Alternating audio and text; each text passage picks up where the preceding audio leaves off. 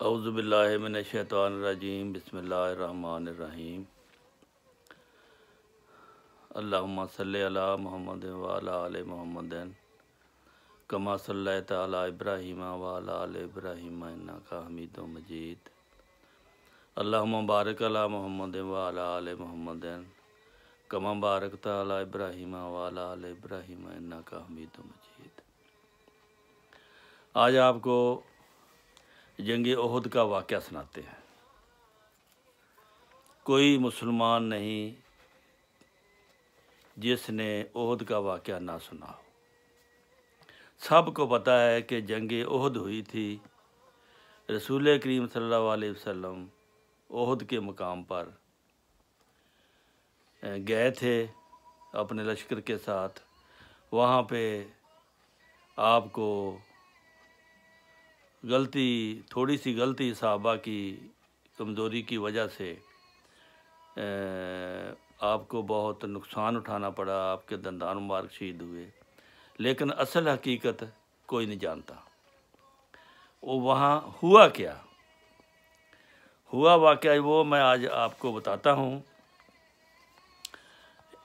जंग में जिस 50 लोगों को कहा गया था कि दर्रे की हिफाजत करनी है, उस में से चंद लोगों ने वहाँ से जब पता लगा कि हम मुसलमान जीत गए हैं, कफ़ार भाग गए हैं, तो उन्होंने जगह छोड़ दी थी। ये गलती थी उनकी। इस गलती से सहाबा मैदान से भाग निकले। इस जंग में गलती की वजह से अक्सर सहाबा मैदान से भाग निकले। अक्सर सहाबा जो हैं वो चले गए थे। दुश्मन 3000 की तादाद में था और सहाबा बहुत थोड़े थे। वो हमला करते हुए आगे बढ़ा, बावजूद इसके कि रसूल करीम सल्लल्लाहु अलैहि वसल्लम के इर्द गिर्द बहुत कम सहाबा थे। आप दुश्मन के रेले के बावजूद जब उन्होंने दोबारा हमला किया, उस रेले के बावजूद आप अपनी जगह से नहीं हिले। और एक वक्त ऐसा आया कि आप बिल्कुल अकेले रह गए थे। और यही वो वक्त था जब आपके दंदान मुबारक भी शहीद हुए। खुद भी ज़ख्मी होकर आप एक गड्ढे में जा गिरे। ऐसे मौका पर तबी तौर पर इंसान के दिल में ये ख्याल आता है कि मैं किसी पत्थर के पीछे छुप जाऊं ताकि दुश्मन के हमले से महफूज रहूं। हर शख्स ये अपनी हिफाजत चाहता है, मगर रसूल करीम सल्लल्लाहु अलैहि वसल्लम वही खड़े रहे, ना भागे ना छुपे। ये बात देखने वाली है और ये अक्सर लोग नहीं जानते। क्योंकि आप जानते थे, आप क्यों नहीं भागे थे, क्यों नहीं छुपे थे। आप जानते थे कि लोगों के हाथों से मैंने नहीं मरना। उसकी वजह ये थी कि खुदा ताला का ये वादा था, वल्लाहु यासिमुका मिनन नास। ये वादा है कुरान करीम में। इस आयत पर आपका इतना ईमान था कि आप कभी भी दुश्मनों से नहीं डरे थे पूरी ज़िंदगी, क्योंकि ये वादा है कि आपकी हिफाजत की जाएगी। आपको इंसानों की मौत से, इंसानों के हाथों से ऐसी मौत से बचाया जाएगा। तो इस वजह से आपने ये सोचा कि ये किस तरह हो सकता है कि लोग मुझे हलाक करने में कामयाब हो जाएंगे, क्योंकि खुदा ताला का वादा है, खुदा ताला मेरी हिफाजत करेगा और मुझे कत्ल होने से महफूज रखेगा। ये नुक्ता बहुत कम लोग जानते हैं कि आप क्यों नहीं भागे थे। और इतना आपका तवक्कल था, आपका यकीन था, कुरान करीम की एक एक आयत पर आपका यकीन था, इसलिए आप मैदान में खड़े रहते थे, कभी नहीं डरे थे। इसी तरह जंग हुनैन के मौका पर सैकड़ों तीर अंदाज़ों दो रोया खड़े थे। इस्लामी लश्कर तितर-बितर हो चुका था और आप 4000 के लश्कर में गिरे हुए थे। 4000 का लश्कर जो तीर अंदाज और तलवारों से लेस, मगर आप ने दुश्मन की ज़रा भी परवाह ना की, अकेले उनकी तरफ बढ़ना शुरू कर दिया। ये मामूली बात नहीं है। दो आदमी हो तो एक आदमी वहाँ आगे नहीं बढ़ता कि ये दो हैं मुझे पकड़ लेंगे, ये तीन हैं। वो 4000 का लश्कर था और मुसलमान तितर बितर हो गए थे। इस्लामी लश्कर जो है, लेकिन आपने उनकी तरफ बढ़ना शुरू कर दिया था। ये जंग हुनैन का वाक़या है। हज़रत अबू बकर सदीक़ रज़ी अल्लाह ताला अन्हु ने आपको कहा, या रसूलल्लाह, आप आगे ना बढ़ें, पहले पीछे हटकर लश्कर इकट्ठा करें। मगर आपने फरमाया, मेरे घोड़े की लगाम छोड़ दो।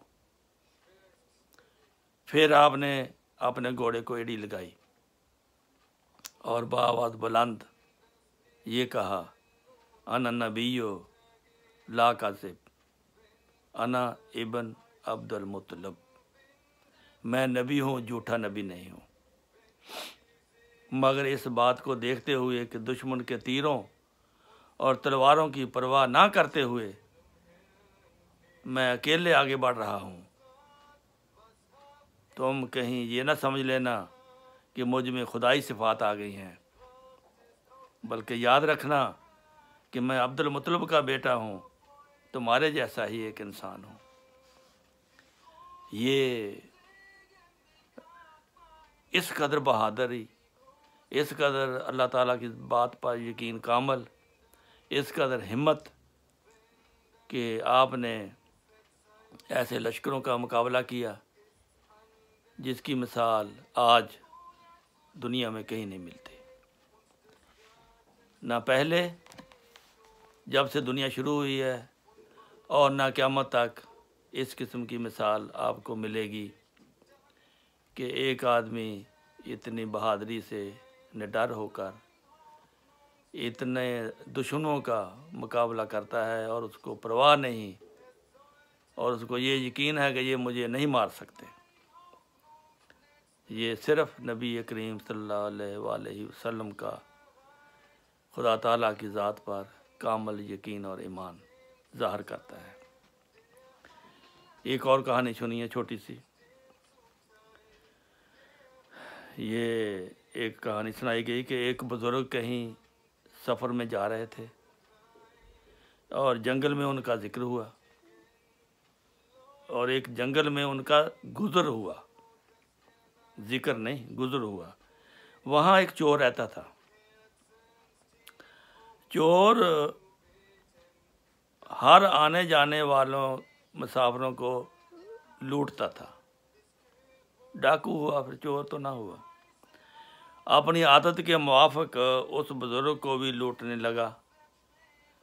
बुज़ुर्ग ने ऐत पढ़कर फरमाया, तुम्हारा रिज़्क आसमान पर मौजूद है,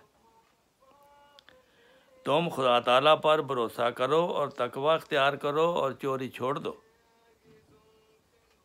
तो ये बुज़ुर्ग ने उसको नसीहत कर दी, खुदा ताला तुम्हारी ज़रूरतों को पूरा कर देगा। चोर के दिल पर इसका असर हो गया। उसने बुज़ुर्ग को छोड़ दिया और उसकी बात पर अमल किया, उसकी बात पर अमल करना शुरू कर दिया, अल्लाह ताला पर तवक्कुल किया। यहाँ तक कहते हैं कि उसे सोने चांदी के बर्तनों में उम्दा उम्दा खाने मिलने लगे। लो जी, उसकी तो मनता शुरू हो गई। वो जंगल में ही उसको सोने चांदी के बर्तनों में खाने आने लगे। वो खाने खाकर बर्तनों को झोंपड़ी के बाहर फेंक देता था। यानी सोने और चांदी के बर्तन हो और चोर जिसको कोई चीज़ पहले ना ऐसी चीज़ देखी हो, तो उसको इन्ना अल्लाह पर यकीन हो गया कि ये सोना चांदी क्या चीज़ है, मुझे तो सुबह शाम खाना मिलेगा। इत्फाकन वही बुज़ुर्ग उधर से गुज़रे तो चोर ने, जो अब बड़ा नेक बख्त और मुत्की हो गया था, उस बुज़ुर्ग से सारी कैफियत बयान की और कहा कि मुझे और ऐत बतलाओ। उन्होंने कहा पता नहीं बुज़ुर्ग के पास जो ऐत है इससे भी ज़्यादा अच्छी कोई ऐत है। तो बुज़ुर्ग मसूफ़ ने ऐत पढ़ी, वही आसमान और ज़मीन में हक है। ये पाक अल्फाज सुनकर उस पर ऐसा असर हुआ, खुदा ताला की अज़मत उसके दिल में बैठ गई और वो तड़प उठा। किस अल्फाज पर? वही आसमान और ज़मीन में हक है, कि हक ताला वही है, ज़मीन व आसमान का मालिक। इसी में इतना असर हुआ उसके दिल पर कि उसने ये सुनकर जान दे दी अपनी, वो फौत हो गया, वो अल्लाह के हुज़ूर हाज़िर हो गया। ये कहानी हयात अहमद जिल्द अव्वल सफ़ा 198 मरतबा शेख यकूब अली अरफानी ने लिखी है, तो मैंने आपको सुना दी है। अब आप पढ़ें और महज़ूज़ हों और अपने ईमान को ताज़ा करें। अस्सलामु अलैकुम व रहमतुल्लाहि व बरकातुहू।